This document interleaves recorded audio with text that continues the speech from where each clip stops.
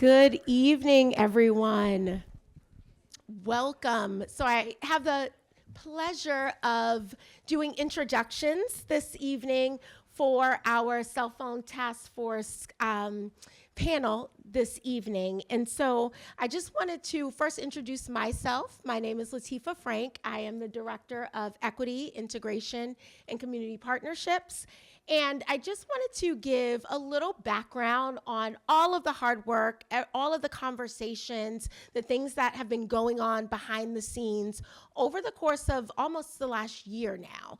And then I'll have a chance to introduce our panelists, and then before I kick it off to Superintendent Pavovar.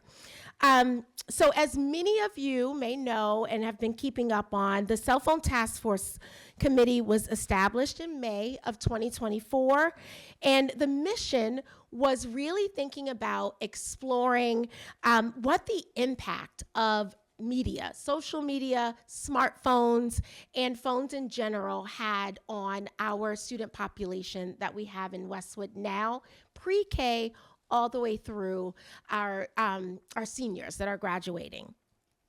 So since June, the group of about 19 members in total have gathered periodically to discuss, to talk about the latest research, what is happening.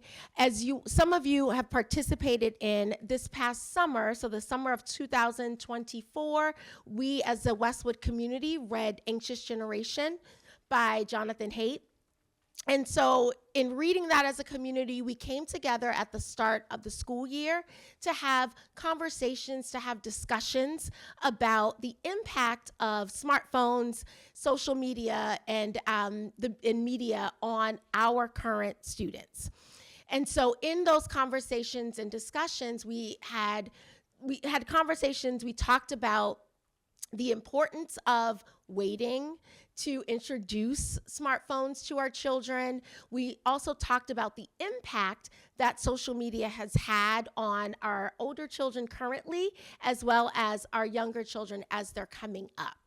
So tonight, what we wanted to do after our superintendent kind of walks us through the work that the task force has been doing and the recommendations that have come out of that work, we wanted to have our community experts, as we're calling them, come and for you to hear from them directly. Some of them are a part of the task force, but some of them are not. Their expertise in their fields, they're on the ground doing the work. And so it's an opportunity to hear from them, but also for us to hear from you, for you to ask questions, for us to have a discussion. We want to take this opportunity to hear what's on your mind, hear what you've been thinking, what you've been reading as well. So I would like to give a huge thank you to our school committee members, Amanda and Dory, who have put this together. This has been, I think, a labor of love, and they're both really, really interested and passionate about this topic and what is best for our children. So not just their children, but the children of Westwood. And so I would also like to take a moment to introduce our 5 panelists for this evening. So we have Dr. Tina Feely, who is a pediatrician. She was also on our cell phone task force. We have Chris Elcott, who is our Westwood Police Department. He's also our school resource officer. So he really gets to know our students, not only when they're in crisis, but also just as people, as human beings, and really works with our school administrators and staff in supporting them. We also have Katie Colhart, who is the director of Westwood Youth and Family Services. We have Dr. Todd Danforth, who's right here. Todd is right here at Thurston Middle School. He's our school psychologist.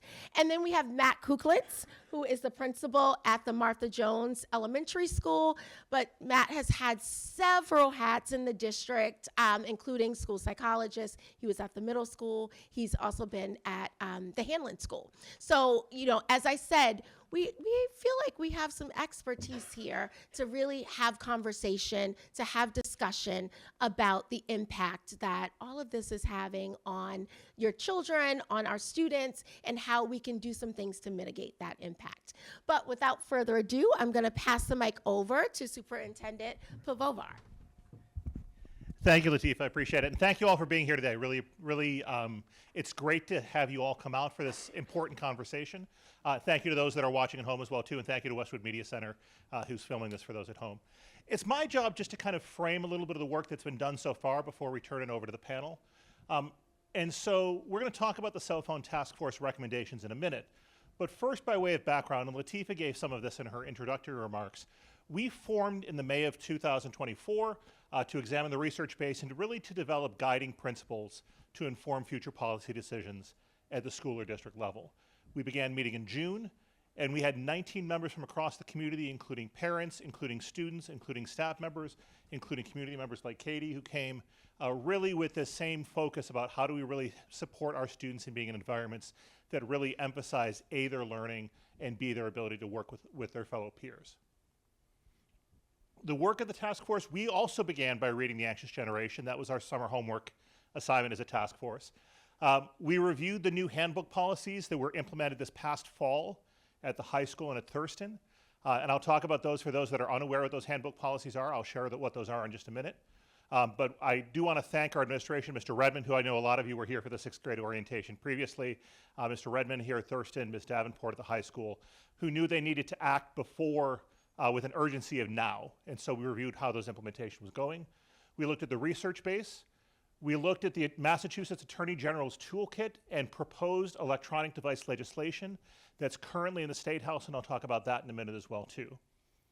Ultimately, we developed a series of recommendations that were in 3 categories: recommendations for policy, recommendations for education, and recommendations for the community. And I'll talk about each. But first, here's what our existing handbook policies are. And you can see it's a graduated approach. So in elementary level, devices are not permitted in school. It's just, they shouldn't be in. If they're in the kid's backpack, they can't come out. They're just not allowed in school. We know as kids get a little more independent in middle school, telling them they're not allowed to even bring it into the building is not going to happen, but when it comes in, it needs to be in the locker, it needs to be away, and if it's seen, it's taken. So there is essentially a bell-to-bell prohibition on cell phones in the middle school. And by the way, I'm using the word cell phone. It's really about electronic devices, includes smartwatches, includes other things like that. I'm using the word cell phone just for shorthand here. At the high school, use is not permitted, and this was a big change at the high school at the beginning of this year. Use is not permitted in academic or educational areas. I don't know if some of you have high school age children, or if you've been in the high school, there are pouches on the doors. Students come in, their cell phone needs to be powered off, they walk in the room, they put it in the numbered pouch, and they can collect it at the end of class. So that's not permitted in academic or educational areas. It is permitted in limited designated areas, in the cafeteria, in lobbies, in outdoor spaces, and in hallways during passing time. And we talked a lot about this in the implementation of this year. Unsurprisingly, staff found that there were a lot of positives in terms of students' attentiveness. Students had a lot of complaints, particularly our older students that had been in the school for a while. And so we're weighing the pros and cons of our existing policy, and you'll see what we chose to do on our recommendations momentarily. In January, the STUDY Act, which stands for Safe Technology Use and Distraction-Free Education for Youth, was filed in the state legislature. It would require that school policies must prevent students from physically accessing their phones, essentially from bell to bell, from the moment they walk in the door to the moment they walk out of the door. So that legislation was filed, and I should acknowledge there are exemptions, as there are in existing policies, for students that may have an IEP that requires access, or for students who may have a health plan, for example, where there may be a diabetic monitor on the phone, things like that. We want to make sure that we have those exemptions. The legislation that's pending would also require education for students, and we do this already through our DLCS curriculum, through our health curriculum, on the harms of social media use, and would also require social media companies to implement procedures to protect minors, like formal age verification processes. This has the backing of the Attorney General, it has the backing of some high-powered legislators at the State House, and we'll see how that legislation progresses in the coming year or two. So when it comes to our recommendations, we had 4 recommendations in the area of policy. First, we decided that we wanted to maintain and continue to enforce the existing device policies in the handbooks of the elementary, middle, and high school. We debated for a long time around the high school policy, but it's really about that third bullet about monitoring the progress of state legislation, being ready to act. We were concerned that we have a policy right now. If we changed it again for next year and then we changed it again after legislation passed, that gets really confusing for students. And that's why that second bullet is really important, that we want to continue to monitor the data of the effectiveness of our policy and the impact and regularly review to inform our future decisions. So all 3 of those, I think, go hand in hand. And then finally, that last bullet, and this is really more at the high school level, is where the impact is more than anywhere else, is that communication to and among members of student activity groups and athletic teams should use approved school platforms for communication and should not use social media to communicate messages to their members, and that we wanted to empower our students to ensure that communication practices are consistent with those recommendations. You'll see what our recommendations are about social media in a couple of slides, but and I'm just going to give it away right now. The recommendations that social media should not be used until students are 16. That's consistent with research that's out there. So we shouldn't have students telling other students about club activities exclusively through or at all through social media when there are 14 and 15-year-olds in the building. That would be inconsistent with our recommendations. So we thought it was really important that we develop some communication protocols and involve students in that process to be true to our recommendations. In terms of education, we wanted to assess the current educational opportunities that emphasize face-to-face interaction and communication, making sure that we have a balanced use of technology. This is really about screen time and really taking a good look at screen time as a whole in the district. And are we using technology for really positive reasons, or are there times when we're using technology and there are ways that we can better emphasize the face-to-face with students? And then we wanted to create a multidisciplinary approach to ensure that all students develop that understanding of appropriate use. It's not solely the domain of our our wellness curriculum. It's not solely the domain of our digital literacy curriculum, but it should be all of our staff working together around appropriate use of technology. And then finally, for the community, that first bullet is it starts here tonight. So in partnership with schools, with municipal offices, particularly the police department, I want to thank Officer Elcock for being here today, and families providing educational opportunities about monitoring cell phone and social media use, and about the importance of positive adult role modeling. There's a line that I love to quote from Jill Walsh. She's a researcher at BU. I heard her make this comment about a year ago, and she said, "Adolescents are heat-seeking missiles for adult hypocrisy," which is just a great line.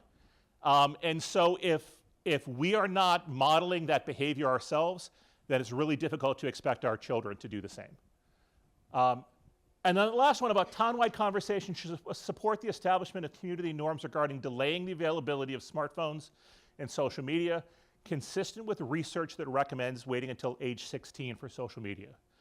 We debated also for a long time about whether or not there should be a hard age identification for cell phones or electronic devices themselves.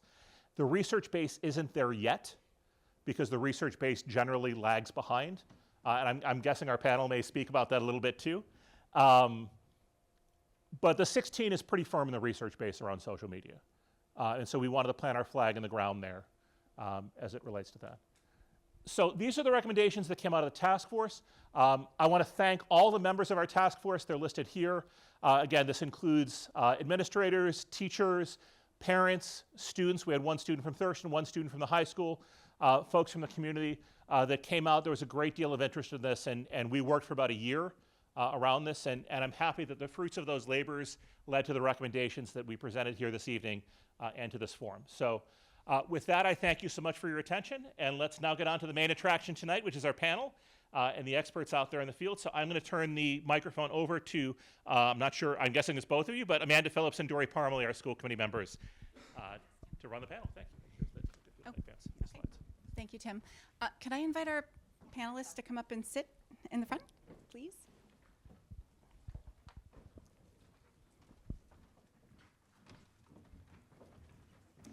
So if you signed up for the session, you likely saw that there was an area for you to enter questions. Some folks asked questions, some did not.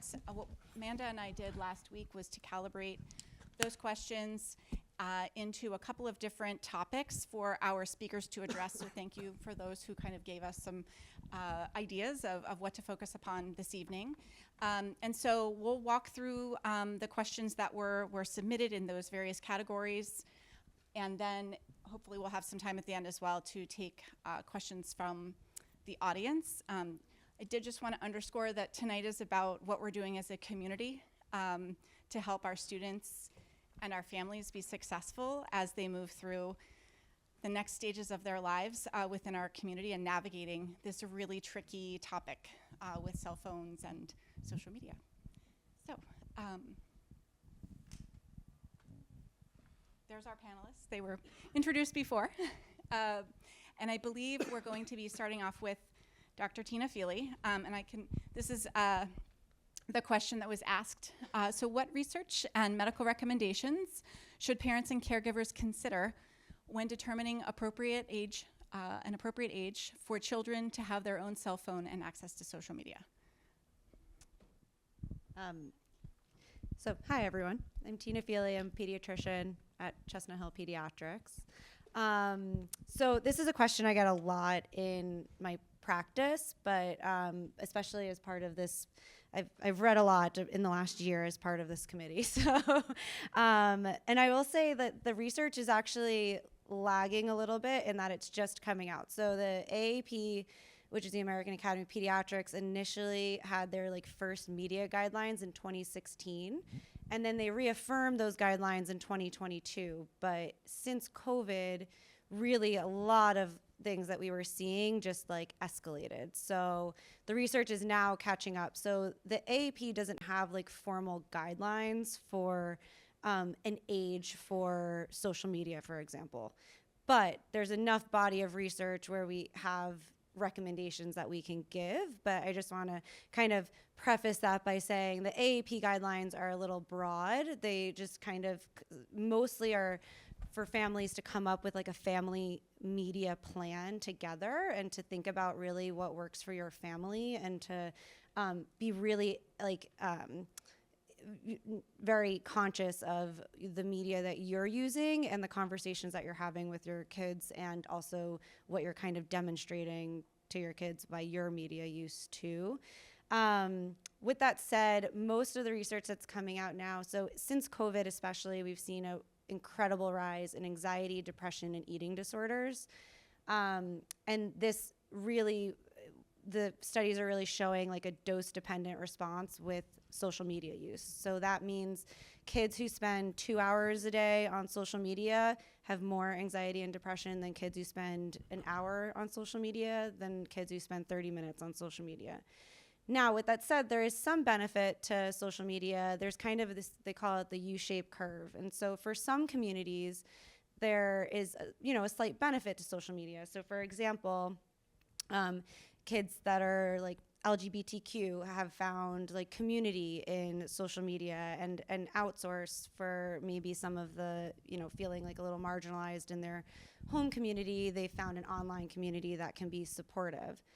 But with that said, there's also higher rates of cyberbullying, and cyberbullying also tends to affect the same marginalized communities. So, kind of taking that and having those conversations with your kids, is kind of important.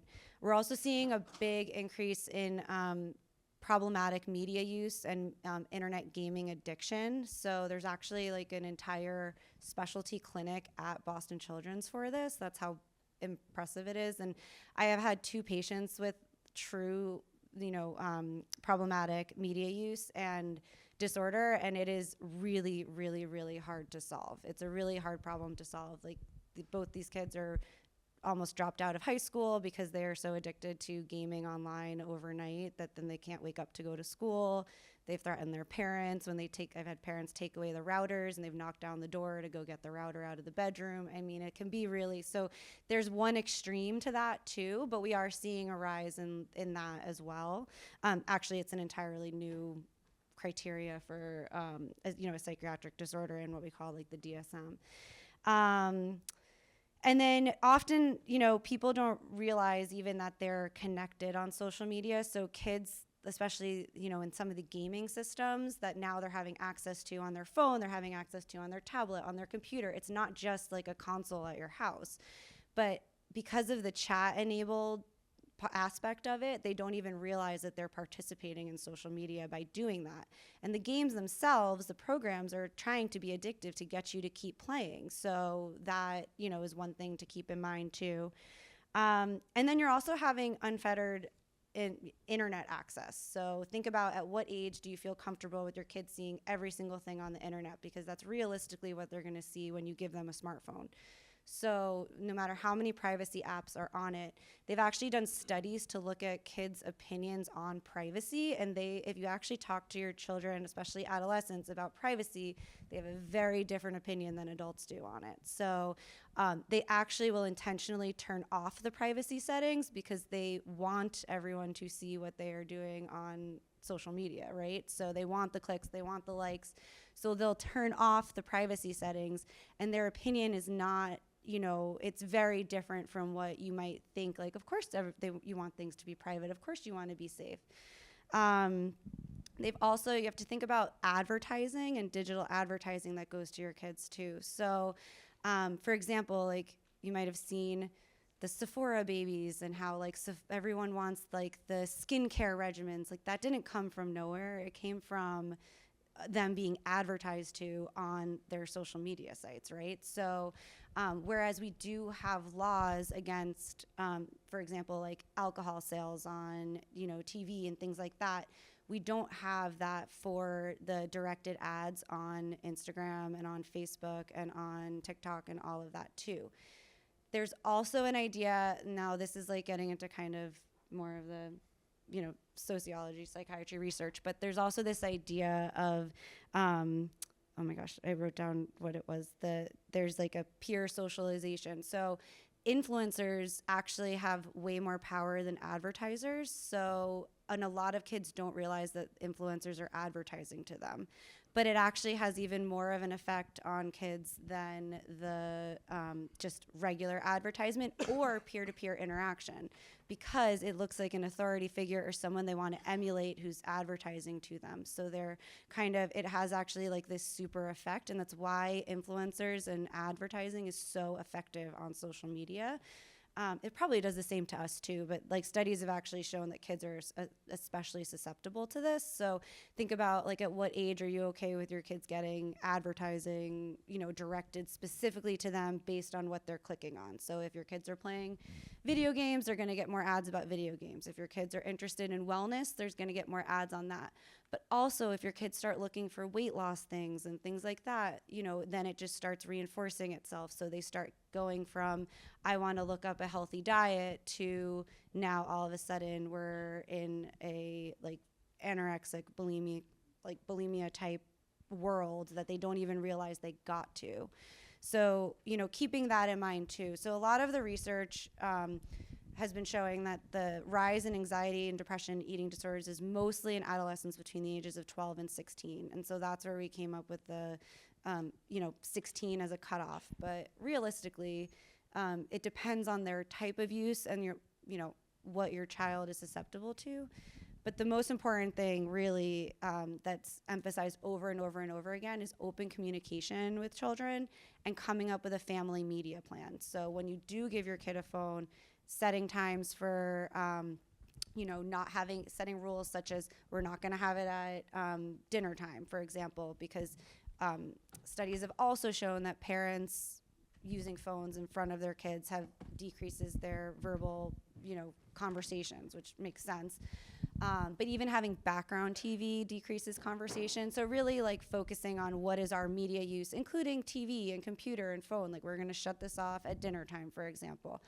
Other things that have been shown to affect kids a lot is the phones really do mess with their sleep. So they emit a blue light that it counteracts your body's natural melatonin. So it makes your body think that it's daylight when it's really 10 o'clock at night. And it takes about 1 to 2 hours for that to reset once you turn off the device. But also affecting their quality of sleep is the lights blinking all night, even if it's right next to them on their bedstand and they've gone to sleep. So actually getting the phones out of the room and having a common like charging station at night, going back to the old fashioned alarms, because I hear that all the time, but it's my alarm, as if you can't buy an alarm. But, those are some things that are important to think about as well. So I would say mostly sleep. At what point do you want your kids to have unfettered, access to the internet? Thinking about kind of socially, who are they connecting with? Who's advertising to them? And at what age you feel like, I think my kid's mature enough to deal with any of that. For some kids that might be 13, for some kids that might be never. So it just depends. Thank That you. was a long-winded answer. That was great. No, I didn't want to cut you off, but thank you so much, Dr. Feely. That was great. So we'll move along. So this next question is for Officer Elcock. How has the use of cell phone and social media outside of school hours impacted the municipal police department? And what emerging legal implications are law enforcement seeing as a result of this behavior among youth? So this is a pretty loaded question. So we'll break it down piece by piece. Just from what I've seen this year, it's my first year in the schools. It's pretty much nonstop problems with cell phones. Like everyone has one. It's with you all the time. Same with the kids. So the problems outside of school come into school. Problems in school happen outside of school. Between high school and middle school, the problems differentiate. High school, it's more harassment problems where parents will come in with the kid and, they'll be getting messages, unwanted messages from, ex-friends, ex-boyfriends, girlfriends, things like that.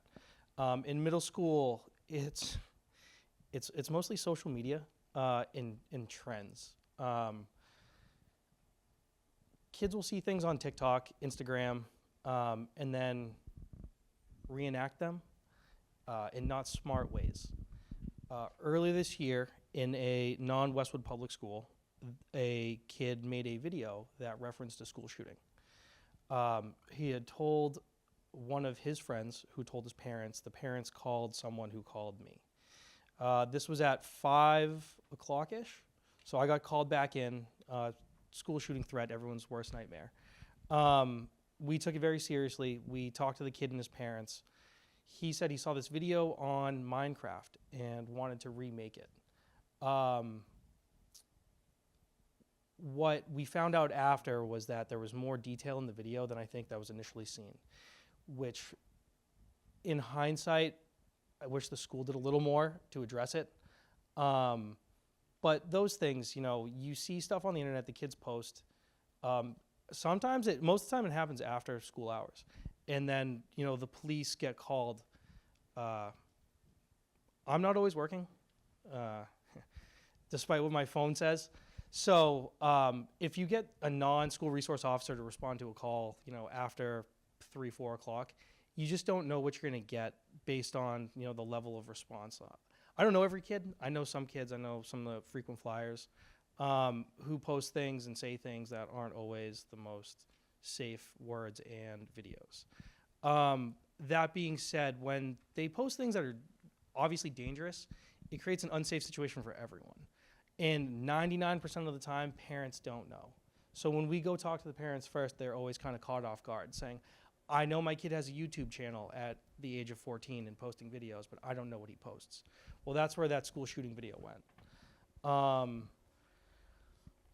Earlier this year, there was an incident we had where unwanted messages were coming in from one student to another over the course of like 4 months. Parents were the victim's parents were very stressed out about it, rightfully so, to the point where they had to get their 15-year-old daughter a new cell phone number. The other student who was involved, their parents weren't fully aware of what was going on, and it created a very uncomfortable situation, where we had to explain to them, like, kid's breaking a law, it's harassment. And while everyone thinks, oh, it's social media, the reality is it kind of blends together with schools. That got to the point where the school had to get involved, where different like a safety plan was put in place so the students wouldn't interact in the hallways. So the things that happen outside the school, they usually do blend into school. The schools do a really great job of making sure the kids are safe, but at some point when they comes out of school, it really is just a police issue, and it really starts with the parents. And if the parents really aren't on board with it, it kind of forces the police to kind of push things further than we want to go, which usually means it goes in front of the courts. I think when it goes in front of the courts, a lot of parents get that wake-up call, and with today's increasing social media usage, sometimes that's the kind of the kick in the butt they need. Very long answer too. The second thing, I don't know how many people heard about what happened in Dover earlier this year. There was a big issue with pictures being kind of created, maybe not created, using AI and people's faces and underage girls and bodies of women who weren't clothed. We have not had anything like that in Westwood, but it's coming. Kids are smart. I think I'm pretty good with technology, and these kids are blowing me out of the water. Just, quick sidebar, I learned from a 15-year-old how to bypass the Instagram block feature, which I didn't know was possible, but a 15-year-old who told me and showed me how to do it. And then we tested it out for like an hour, making sure it worked, and it did. So like legal ramifications going forward, the laws are definitely tightening up with some of the things that used to not be, that were wrong but not illegal. So now we're getting to the point where these things that are wrong are now illegal. I know Dover took their issue to the courts, and the courts said no to it. I would imagine if it was the same kind of facts in Westwood, I'd be doing the same thing. Mostly because you want to protect the students who are the victims in this. And with the change in how quickly kids can figure things out on social media, it's almost kind of like you fly by the seat of your pants. Because kids figure things out very quickly. So I think in the next couple of years, you'll see a tightening on social media. I know that 16 is a good age. I personally don't think anyone under the age of 18 should have social media because it just causes problems all the time. Whether it's petty drama, serious drama with like the police involvement, whether it's sports drama, club drama, friend drama, it's just a lot of issues that lead to those mental health problems that are going on. We have a clinician in the department, Victoria Palmisano. She's great. So a lot of the calls that we go on that kind of ride this fine line between school issue, police issue, also phone issue, she's there too. So it's not just punishing kids, but it's also teaching parents and the kids kind of how to move forward while using these crazy devices in positive ways. So that's it. That's all I got. There's a lot. Yeah, there's a lot. Thank you, Chris. I met Chris because he and I are both on the board of Westwood Youth and Family Services, which Katie is the director of. And I would have to say, Chris, hearing you talk about some of these things during our report outs was the impetus for me to go to Amanda and say, we have to, people need to know about this, because it is kind of staggering. It's a lot, and it's, each year brings something new with the way things are figured out on the internet. This year was big on Instagram. I know the year before TikTok was pretty big, and that's still kind of around. And I know that the middle school was just dealing with one of those TikTok trends where kids were trying to blow up their computers. So that was one of those things, that I think all of us know that's not safe, but the kids see something and they're like, oh, let me shove some metal into this charging port and try to light this thing on fire, which is not good. So it's really kind of on adults and parents, guardians to kind of stay on top of these things. It's hard to stay on top of social media trends, but you're almost trying to stay ahead of the game because hopefully you can kind of sniff it out before the kids figure out what they're doing. So, yeah. Thank you. Okay. So our next question is, how can parents effectively monitor friend invitations and set healthy boundaries around cell phone and social media use in a way that fosters trust and encourages self-awareness, especially in the face of peer pressure? And Katie? Yeah. Take this so one. I get the big one. No, they're all big. And I have to come after Chris, who's like, monitor everything. And I am the bearer of bad news to say, you can't. Like, if you give your kid a smartphone, sadly, you can't. You can try. Because as Chris just told you, they're going to find ways around it. And they do, because they're supposed to. We all push boundaries when we were young. Kids push boundaries. It's what they're supposed to do. It's just a scarier world with this technology piece to it. And I could talk about this exact question for about 2 hours, so I'm going to give you some highlights in 8 minutes or less. But I think, because, Tina talked about, and we talk about 16, you guys know your kids best, so you have to take that information with a grain of salt and kind of figure out what works for you. You might need guidance, you might need support from professionals, pediatricians, somebody like me. Keep talking about this. This is why we're having this conversation. It's just the start. When they were babies, you didn't know how you were going to get through the night of all those feedings. You do, and you will get through this, but rely on your people. But assess kind of the maturity of your child. Ask the questions like, can my kiddo follow the rules? Can they problem solve? Can they come to me as a parent with concerns? That's a jumping off point to kind of figure out where they are, kind of making those technology and social media, choices. Think about, is it a gradual privilege? If that works best in your family. Like, you're not going to get the smartphone. You're going to get a flip phone. This is kind of how we deal with it in our house.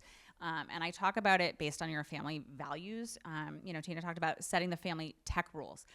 I suggest have those conversations with your child, I think, because it increases the buy-in, and kind of come at it with curiosity with them in terms of why they want what they want and who they're talking to, as opposed to don't do this and don't do that, kind of that authoritative approach. I think some of us didn't like it when we had it done to us when we were younger, so kind of think about it that way. I think some rules to say to yourself, we talked about it, like don't have phones at meal times, have phone-free bedrooms. Like, for example, in my house, I just used the rule. I was like, we prioritize sleep in this house. Cell phones distract from sleep. So we're not going to have cell phones in our bedrooms. And that's just kind of a value-based rule, not kind of this hard, like, punishment, like you don't know how to get off of it, so we're taking it away. So that's just something to think about. There are tools that help, like apps like Bark and things like that. I am not techie that way, so I can't give you advice per se, but there are things out there that can help you monitor your kiddos' screen time and media use. I more come at it from the approach of having those constant conversations, talking based in your family values, and just kind of talk about it as like, privacy is earned. It's not just given to you the day you get a phone. You kind of have to show with responsibility, and maybe that gets kind of grows with maturity, as your child grows up, and that frontal lobe gets developed a little bit, and they can make good decisions. Know that your kids are entitled to how they feel about, kind of those conversations. I always say, they're going to say, well, you don't trust me, like, da, da, da. It's like, it's not about that, and sometimes I know in my house, I say, it's not a choice. It's a mom knows best situation. Like, my job is to parent you, and kind of come at it from that approach. There are certain choices you get. You can choose what you're going to wear as long as it's appropriate, but you're not going to, you don't have a choice in certain aspects when it comes to social media use. And keep the conversations open and curious. I like to say stay curious, not critical. I have found that kiddos listen more. Kind of talk to them if an issue arises. When Chris says, like, things come up, what happened? How did it make you feel? Kind of those open-ended questions, as opposed to, and what do you think about that versus you shouldn't be doing that. That's just things that I think have worked when we work with kiddos and families around things like that. And I also think celebrating the positive choices that they make, like they take the breaks, they show self-control. And in terms of helping them, because it's our jobs to help them build that self-awareness and resilience, help them reflect. I was like, how did it feel to kind of doom scroll for the past half an hour? Like, how did that feel? Like, are you like energetic? No, as opposed to going outside and like, throwing the football around. Like, that kind of energized you. We all do it. They see us do it. We talk about monitoring. We talk about setting a good example. So it's just kind of practice having conversations. Like if things are coming up on social media and that you have the privilege of them talking to you about it, be curious. My favorite time to talk to kiddos is in the car. Pro tip, talk to them in the car or on a walk or in bed with when they're in their room with the lights out, because those conversations are easier to have when they're not like face to face. Kiddos don't always want to, talk to you face to face. And just talk about what's going on for them. Check in with them. Make digital, literacy conversations kind of part of your, daily or weekly, routines. Like what's going on online? Like tell me what's happening. Who's this? My son woke up this morning. I was like, who's this on your phone? And he doesn't get to say, I don't want to tell you, because that happens to be one of our rules. I was like, I'm not on top of him 24/7. He's 16. I have to build that trust. We talk about what are the different levels. He has a little bit more trust when it comes to that than maybe my 13-year-old does. And they know if mom doesn't ask lots of questions, but when mom asks, they have to answer. Will they always tell me the truth? Probably not. They're teenagers. But that is an expectation that I hold. And I think when it comes to creating rules in your family, just like anything else, be clear about your expectations. And then are there consequences when they don't meet those expectations? So kind of similar to what other kinds of rules you might make in your house, to have those kinds of rules, here. So what if you've already let your kiddos have social media? Guess what? It's okay. We're not here to judge. It's hard to backpedal sometimes. The research doesn't come out all of the time, and you can go back. You can say, I learned something new. I went to this event, and look at here. Maybe we shouldn't have social media until 16. So how do you kind of backpedal? There's no shame in reevaluating. I think it's also being honest and saying parenting is about learning and adjusting. And so I learned something new, and now we're going to adjust. And again, validate that they don't have to like the changes that you might be making. But I think we've learned more, and we want to change it to support you, and not kind of as a punishment. I always say reframe it as protection and not punishment. And this is an overwhelming topic. I wish I had all of the answers for you, but there is support. The school committee is putting this on. The Cellphone Task Force came out with recommendations. You have an SRO. You have people in the community like us at Youth and Family Services. There are school guidance counselors. Reach out. Talk to your friends. Talk to the parents of your kiddos' friends, and kind of form that village to be like, hey, what are you guys doing in your house? And kind of bounce ideas off of each other, because it can be a really overwhelming topic. But there's support out there. Thank you, Katie. Next question is for Dr. Danforth. How can we help kids recognize and balance the addictive pull of phones and social media with the value of real-life, face-to-face experiences? What role can families and communities play in promoting genuine social inclusion? Yikes. I just first want to say that I'm old enough to have, fought my way through several revolutions in child and adolescent development, and this is the most difficult one that I've witnessed firsthand. Both of my kids came through the school system, and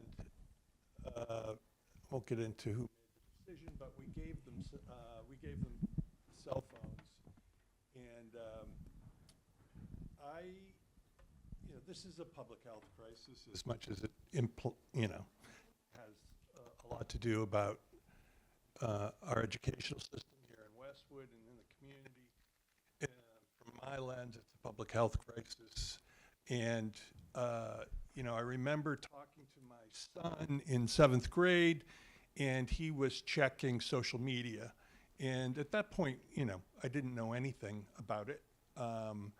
I was still using email primarily. And I got annoyed with him. And I watched him as we were watching a TV show. Was that bad? Oh, this is better. Thanks. I didn't even notice that. And he kept checking his phone. And we were doing what we usually do, which is sort of a family thing. And I was annoyed because it felt like a break. I was annoyed the way I get annoyed when I'm talking to a colleague and, not you, Matt. Because it was a break in the relationship, right? Every time you look at your phone, and that's what I'd urge you to think about. And forget about your kid for a minute. Think about what you see in your own life, in your own work relationships, with your friends, with your family. Every time he checked his phone, I was just like, and I'm a psychologist. I'm supposed to be more understanding. And I usually am. And then I said it to him again, and he put his phone down, and he said, "Don't you understand? I'm checking to see if anyone is saying expletive about me on social media." And my anger just flew away, and I was heartbroken. Because this is the king's road to anxiety. And in my private practice now, I have many people who are telling me that it's almost physically impossible for them not to check their phone, 3 or 4 times an hour. So, getting back to the relationship, right? Because that's where learning takes place. I haven't given up that. Learning takes place in a matrix of face-to-face communication where you can see the whole body of people in front of you. You can interpret what's going on. If I'm boring you, I can figure that out. Someone is back there yawning, okay? I can read that. I can't read it over a screen. I do psychotherapy outside of here, and unfortunately, I do a lot of telehealth now, and I'm telling you right now, it's not the same. It's like flying by instruments. And that's what's going on now with kids at a very vulnerable age where we're expecting them to understand relationships and communication between people. And they don't have access to that. And they don't have access to it at home, too, and that's the tragedy. Because everyone's busy. Everyone's working 50 hours a week, right? I mean, a lot of people work 2 jobs to stay here. And when you're at home and you're checking your phone, it's like you lose internet for a minute. You lose connectivity, and your kids are picking that up, okay? There's no way that they don't pick it up, just like when they're checking, you're talking to them about something serious, and they're checking their phones. That's a break, too. So I think it's super important that, all of us are cognizant of what are we doing when we're with the people we care the most about? Are we able to focus and devote time to them? And because doing so is really communicating value and communicating that what really matters are the relationships we have. And especially, in learning. Distance learning, it's very important. It's part of the future, but it doesn't replace face-to-face communication. And that's important in terms of having kids be more self-aware of what the difference is when they're out at a play date, when they're younger, and how did you feel? What's the somatic experience of being with another person, okay? What's the comfort? Why does that feel better when you're out playing with them? When you're sharing an ice cream and somebody's sitting next to you? How did that make you feel? And what's different than, how is that different than when you're on your phone, chatting with whomever or on a social media site? So the other thing I'd like to say too is, remember, you wouldn't give a car to a 13-year-old male. But in some ways, the dangerousness of social media is it's equally dangerous in some ways because of the lack of frontal lobe development, their inability to filter out powerful feelings, anger, frustration, sexual impulses that are emerging. Okay, those are real things that have been complicated by cell phone use, and in particular social media use. So that's one thing I'd like to say is the experience of being with somebody and having people take a moment to reflect on what's that difference like when you're sitting at the dinner table and we're talking, and how does that make you feel? What gives you comfort and what doesn't give you comfort when you're feeling anxious? I think that's something that is important to focus on. You know, there's no doubt that sleep disorders are rampant now. They're rampant in the school with kids who are in seventh grade. I see a lot of kids who are telling me, I have trouble initiating sleep. We know that, for lack of a better analogy, your brain continues to vibrate for over an hour and a half after you turn off social media use. I mean, it used to be the big problem was people watching Johnny Carson late night television, and we'd say, you got to shut the TV off. I'll tell you, orders of magnitude, the phone, your laptop, for me sometimes, they are much more disruptive to sleep, and sleep is critical for what? Anyone? Learning. That's right. We're in the business of learning. And that's right. So you're consolidating memory in one particular part of sleep. And when sleep is disrupted, and your sleep is disrupted, in the case of my son, which is true, because he was anxious. In seventh grade, he was a little chubby. He wore glasses. He has contacts now, and he's not chubby. But he was worried about people saying things about him, right? And it's important that you understand that unfortunately, a lot of the bullying that only occurred in real time when I was in school occurs 24/7 now. And so monitoring your kid's phone, this is more work. I mean, it's a heavy lift, and don't let anyone tell you that it's not.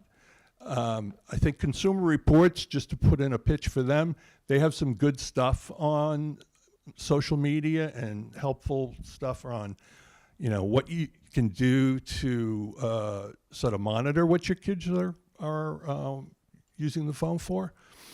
But that's it. The sleep thing is real. The checking, and you mentioned earlier the levels of anxiety disorders and the types. OCD is rampant now. Wonder why? Got to check my phone.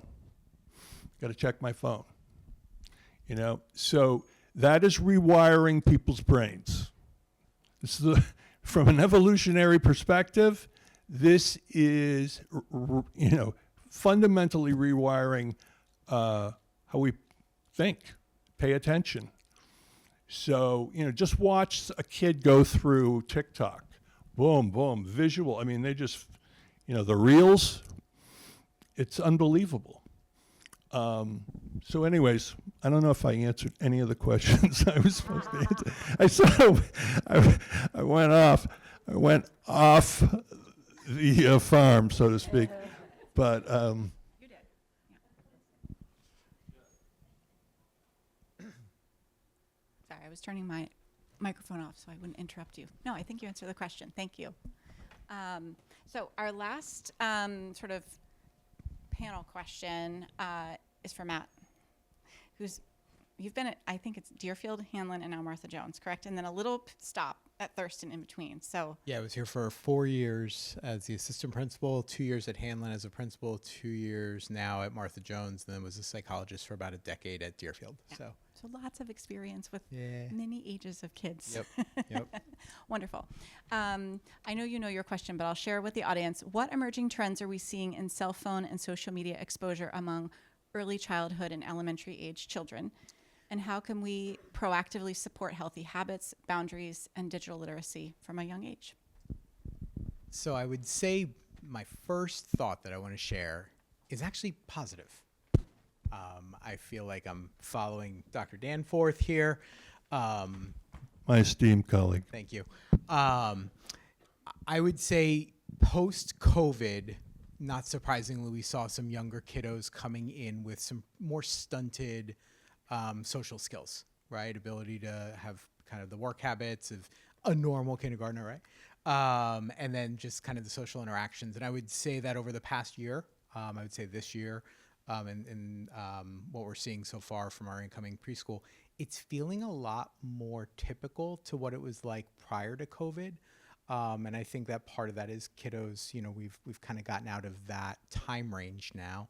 But I also think that there's a level of appreciation and understanding from parents that, you know, when your kid is acting up or whining or whatever at the restaurant, we don't just put a phone in front of them, right? And I think that I'm seeing that more and more, you know, in the schools, which is, the more intact or kind of age-appropriate social skills for the younger kiddos. That said, you know, we are still seeing a much younger introduction of phones, social media usage. I would say on the ground, what I see, I don't see phones as much.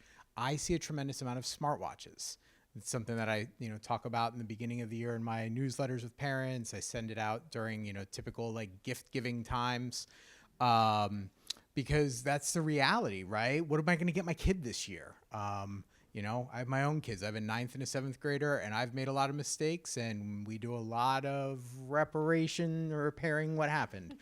And so I would say that that's one of the things that we see a lot. And the reality is with smartwatches, there's a lot more, you know, there is connectivity there to different apps that are not super helpful for little guys. One of the things that I saw a lot at the middle school, I know Mr. Redmond harped upon it earlier tonight, and I do see it in my upper elementary school, is the problem with texts. That's the biggest problem that I see. The reality is that kiddos are saying things to other people at times which are hurtful, which are mean and exclusionary. We're seeing it in kind of like my upper elementary range. Typically like 4th and 5th is when I start to see that. And again, it may not be that they have phones. They're, you know, if you have iPads, if you have the smartwatches, those types of things, that's how they're getting access to it. In the schools, Katie, I think you had said they're always gonna defeat us, right? They can always find the back doors for everything. Chris, you were saying about, you know, whatever that was that the kiddo was showing you the the way to get around. Was it Instagram or Snapchat or whatever? I remember the first time that I was looking at Google Docs, and my first thought was, oh, I know what I would do when I was a kid. I would share this with all my friends and pretend that we're doing work, and we would just talk about whatever was going on in class, right?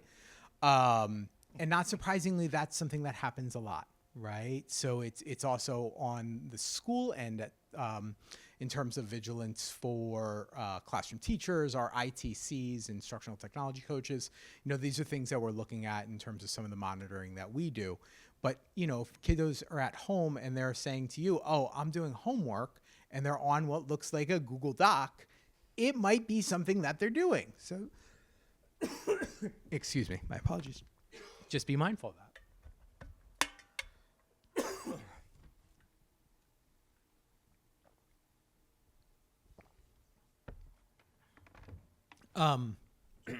Excuse me. And, you know, some of the things that we're also seeing is kiddos continuing to be exposed to like TikTok, those types of things where they are consuming a lot of media that way. They're getting the dopamine hits. It's real hard to stop that. We get it totally. But again, that goes to kind of vigilance. So, the second part of my question here is like, what can families do? Excuse me. So what can families do? And a lot of what I was like prepared to say, thanks a lot, guys, has been said already, right? And, as I thought about this topic, as I have my own kids, as I work with kids on a daily basis, I really always come back to like big picture, right? And big picture for me is I was a kid and I'm so happy I didn't grow up with this. And partly because I know myself, right? Like I didn't have a smartphone until I became an administrator. And it is not my favorite thing. I'm addicted to it too. I also know I was a dumb kid. And what I mean by that is I made so many mistakes. I did so many stupid things, but there's no record of it. And that's the problem with this, with the social media, with kiddos. And I think that having those very honest and open lines of communication with your kids that start from very young about like expectations and what it does, like what does it mean to have this level of autonomy and when you start to give over some type of media usage. I think that having those conversations is really important. I think it's important to have with your own kiddos, your own family, but I also think that having this conversation with your community, and by what I mean by that is we just had kindergarten night, right? Where new families come in, they do the kindergarten piece. And the way I always start it is I say, let's take about 10 minutes, get to know the people around you, because this is in kindergarten, the people you're going to spend the next 12 years with. It's harder when you're in 6th grade and kiddos come together to make those same connections. When kiddos come up to the middle school, they're also usually coming up with their elementary school friends. As parents, that's usually who you get to know. And I think having this community come together from very young ages to talk about, and it sounds like this is where we're going here, like what are the community norms? What is the community norm around technology uses? How do we approach each other as adults when my kid does something dumb to your kid, right? How do we do that? Because it's inevitable. I have really good kids. We're on camera. You guys are great. But we also do really stupid stuff. And how are we going to handle that? And I think having this level of investment in this building or in this room right now, but also amongst our school department, is how we can start to have those conversations, because it is real. You're going to have issues, and how do we deal with it? And then, that's the first piece. And then the second piece is just getting people in front of others. It's the face-to-face. There's nothing special about it. It is prioritizing the face-to-face communication that kiddos have with you, with their friends, with their family, with the schools.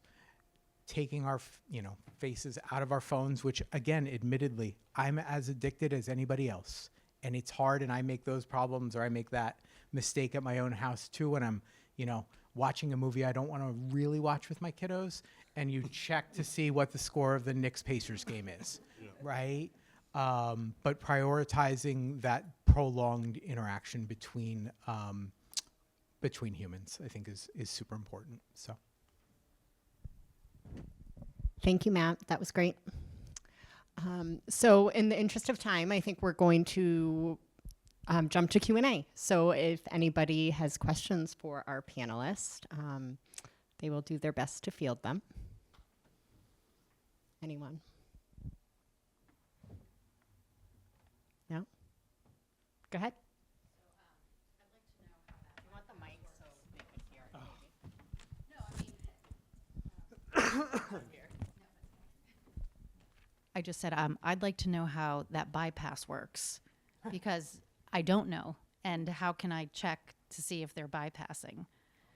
Because that's like This is good. We can do this. Amy Davenport, Tom Millett, and Ashleen Marcus and I spent like an hour doing this at the high school. So it's going to take a little bit. I block you. He can't send me messages on Instagram because I blocked him. But if he creates a group chat with Katie and then adds me to that group chat, it bypasses the block. that works for messages, video calls, and FaceTime calls too, and regular calls. I mean, so that was one of the issues we ran into, is that this kid was blocked, but would create 20-something group chats, 20-something person group chats with that one person he's trying to talk to, and then hateful messages would go out, and it was a lot, because we didn't know how this kid was doing it, and so we thought, how's this 15-year-old kid smarter than us, and what's he doing at Westwood High? Why isn't he working for the government? But then he explained it to us, and it all kind of made sense. And then I don't think Instagram has fixed it. So I think it's still out in the wild, but at least we know what to look for if it comes up again. And I'm sure there's more. The kids are smart. They're smart and they're devious, but they're good kids. They're just smart. There's a way to, one of our patients, their mom found out that they had social media because it was hidden on their calculator app, under the calculator of their phone. It's a fake calculator, so they click on it and then it comes up.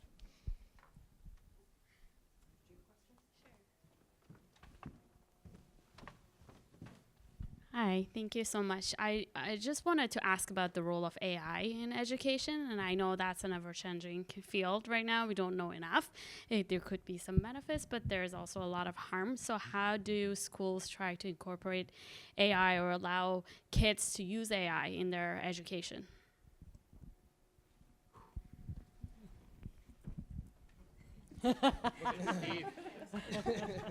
I was looking to my technology director. I'm going to punt. Yeah.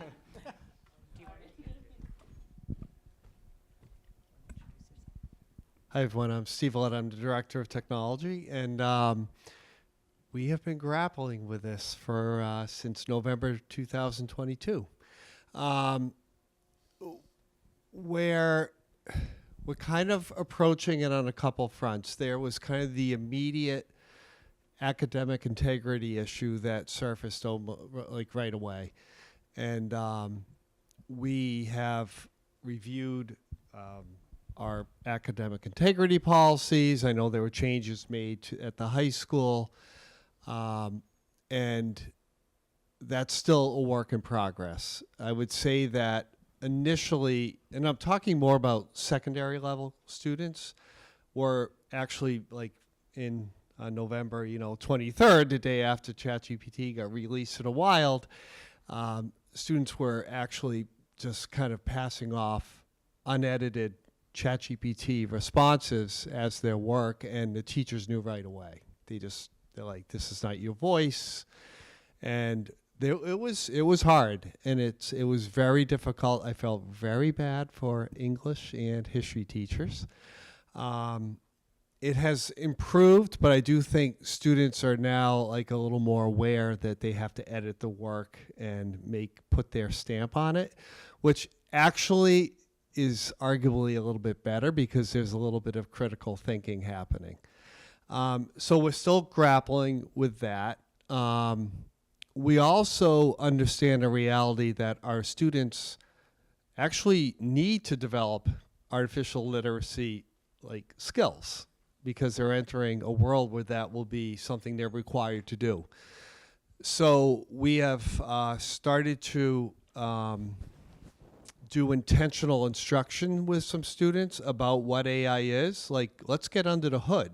Like, at the end of the day, a large language model is a word prediction tool. It predicts words. And it does it in amazingly sophisticated and awe-inspiring ways.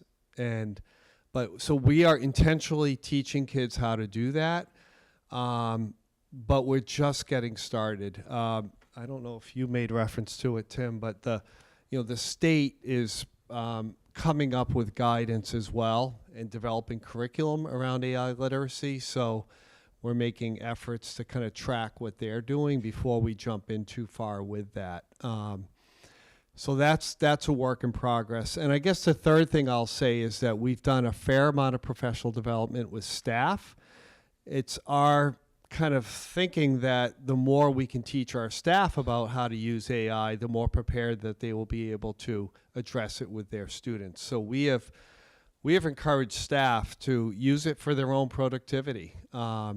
to brainstorm ideas, to help it draft memos, whatever, with the caveat that they need to like review the output. And when the memo says insert name here, you might actually want to put your name there, things like that. So again, just to sum it up real quick, we're looking at academic integrity. We're thinking about intentional instruction for students so they can develop these important skills, and we're trying to do professional development with staff to make them more AI ready as well. I hope that helps answer your question. Thanks, Steve. Are there any other questions? I saw your hand first and then over there.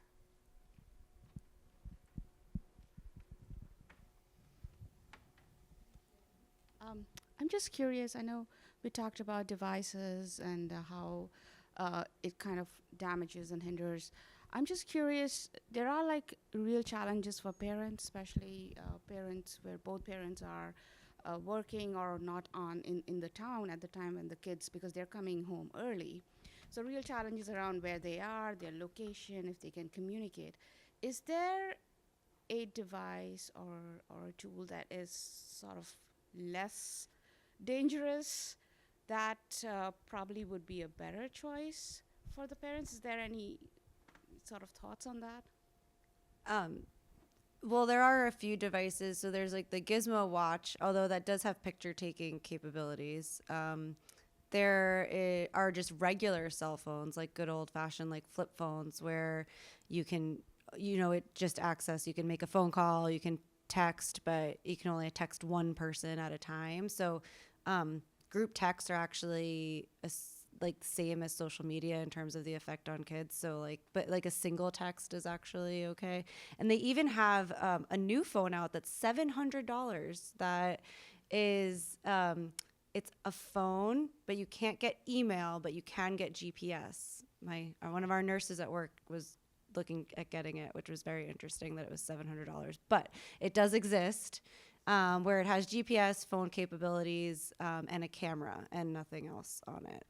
Then you can't download apps, so I don't remember the name of it. But there are devices that exist that are coming out for people that are interested.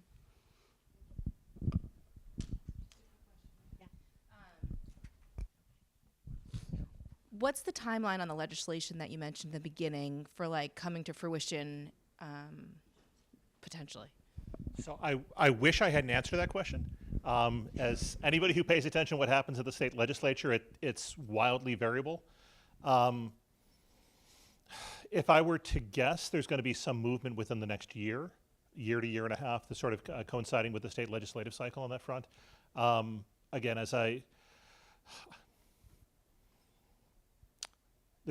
there's not a great answer, but it does have the power of some forceful figures in the state behind it. If it falls apart, as a town, do we have a plan to revisit in X amount of years? If the state doesn't do it at a local level, will we consider?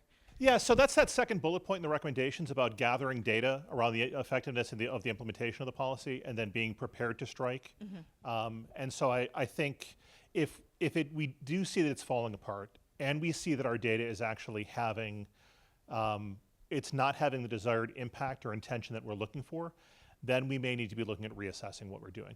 I know, and I want to give credit to the high school team. I know they've had their own internal high school group that's looking at the cell phone policy. I know Dory, through the legislative council at the high school, she's liaison from the school committee there, has been getting updates about this as well. They have gone out and they visited, I forget which school, but one of the schools that uses the Yonder pouches. And that's, those are the ones where the cell phones go to cell phone jail when students arrive. Just to kind of learn from that experience, I'll add that one of the complicating factors here is the fact that we have an open campus at the high school, at least with some students having access to privileges. And so now if we're sending students off campus but they can't access their phones, right, there are other safety implications that would potentially get raised around that. So there are these larger questions.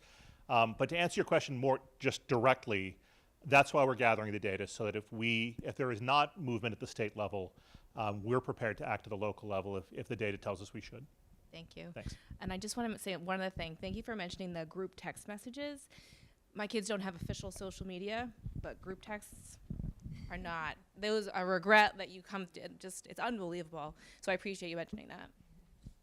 Thank you. Are there any other questions? I know we're kind of running out of time, but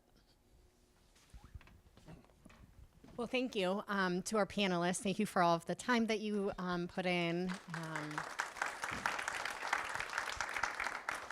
And thank you to all of you for taking the time, especially this busy time of year. But it's such an important topic. And we're excited. This is hopefully the first of many conversations. We're already talking about what the next community forum will look like in the fall. So stay tuned. Thank you. Or I think, Dory, did you have something you want to add? Okay, great.